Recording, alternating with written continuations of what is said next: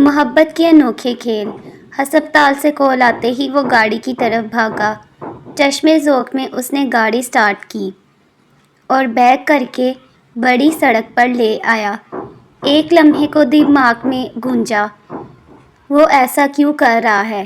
اس خیال کو جھٹک کر اس نے گاڑی کو ٹریفک ہونے کے باوجود شتر بے مہار کی طرح سڑک پر دوڑانا شروع کر دیا۔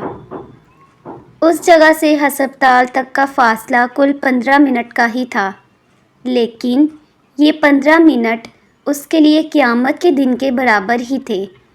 گاڑی پوری رفتار سے دوڑ رہی تھی۔ اس کا ذہن بار بار بھٹک رہا تھا۔ ذہن میں بار بار یہ سوال گونج رہا تھا، جب اس سے سارے تعلقات توڑ کر آ ہی گئے تھے تو اب کس منہ سے ادھر جا رہے ہو؟ وہ بار بار اس سوال کو جھٹک دیتا۔ میں انسانیت کے ناطے ادھر جا رہا ہوں، میرا اور کوئی تعلق نہیں اس سے۔ وہ بہت زور سے چیخا تھا، شاید اپنے دماغ کو ڈانٹ رہا تھا۔ تم مانو یا نہ مانو، اس کی حالت کے ذمہ دار تم ہو۔ اندر سے کوئی چیخا تھا۔ اس نے زور سے اسٹیئرنگ پر ہاتھ مارا تھا، ہارن بلبلا اٹھا اور اس نے گلا پھاڑ کر چنگھاڑ ماری، نہیں نہیں، میرا کیا قصور ہے؟ میں نے کیا کیا ہے؟ اس نے اندر سے ابھرتی آواز کو جواب دیا۔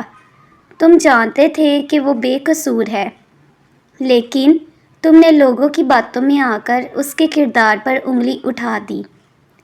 اندر سے ایک سناٹے دار آواز گونجی، تو اگر وہ بے قصور تھی تو اپنی صفائی اس نے کیوں پیش نہیں کی؟ اس نے ایک بودھی سی دلیل دی، اگر وہ صفائی دیتی بھی تو تم مان جاتے، تمہارے دماغ پر وہی باتیں سوار تھیں۔ اس نے زوردار انداز میں اپنے سر پر ہاتھ مارا، اپنے سر کو جھٹکا، پھر سڑک پر توجہ مرکوز کرنے کی کوشش کرنے لگا۔ گاڑی چلتی جا رہی تھی۔ گاڑی اور اس کے اندر سے ابھرنے والی آوازوں کے بیچ جنگ چل رہی تھی۔ تم مجرم ہو، یہ سب کچھ تمہاری وجہ سے ہو رہا ہے۔ اندر سے اسے کسی نے جھنجھوڑا۔ اس نے زور سے چیخ ماری اور دونوں ہاتھ اسٹیئرنگ پر مارے۔ گاڑی کا اسٹیئرنگ بے قابو ہونے لگا۔ چند ثانیے کے بعد وہ گاڑی کو پھر سے اپنی حالت پر لے آیا اور گاڑی سنبھال کر 2-3 گہرے سانس لیے۔ اس نے سگنل کو بند ہونے کے باوجود گاڑی کو دائیں طرف گھما دیا۔ ٹریفک وارڈن کی سیٹی کی آواز اس کی گاڑی کے شور کے نیچے دب گئی تھی۔ ابھی کل ہی کی بات تھی کہ دنیا فہد اور ہانیہ کو لیلا مجنوں سے تعبیر کرتے تھے۔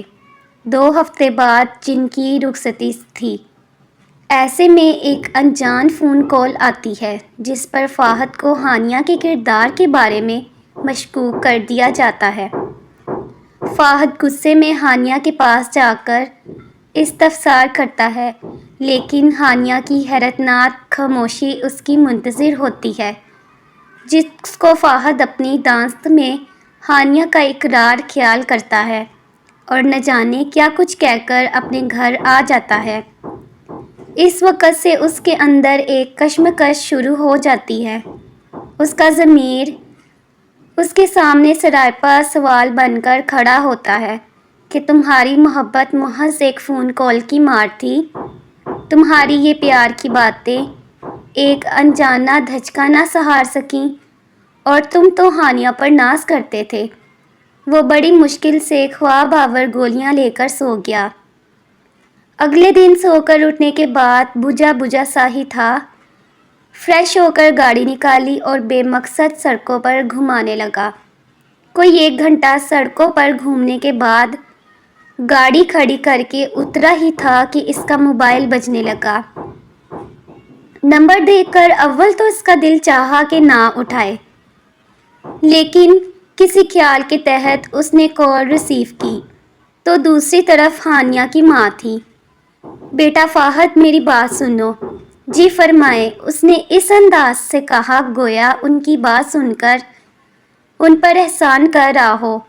ہانیہ ہسپتال میں بیٹا کل سے بے ہوش ہے، اس کی زبان سے تمہارا ہی نام نکل رہا ہے، پلیز بیٹا ایک دفعہ آ جاؤ، میری بیٹی کی خاطر نہ سہی میری خاطر ہی آ جاؤ۔ اس نے گاڑی ہسپتال کے نزدیک پارک کی اور دوڑتا ہوا اندر گیا۔ ہانیہ کا بھائی اسے باہر ہی مل گیا۔ اس نے زہر کھن نگاہ ڈالتے ہوئے ہانیہ کی طرف رہنمائی کر دی۔ وہ بھاگتا ہوا وہاں پہنچا۔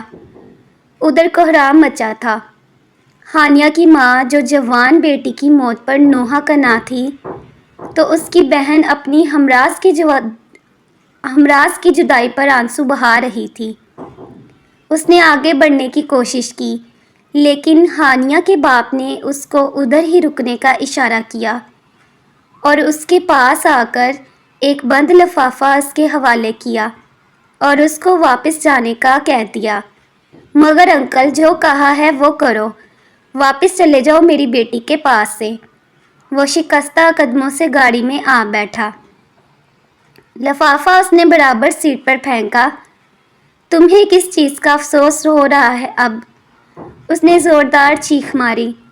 اس کی نظر برابر نشست پر پڑے لفافے پر پڑی۔ اس نے اس کو اٹھایا اور ایک جھٹکے سے کھول دیا۔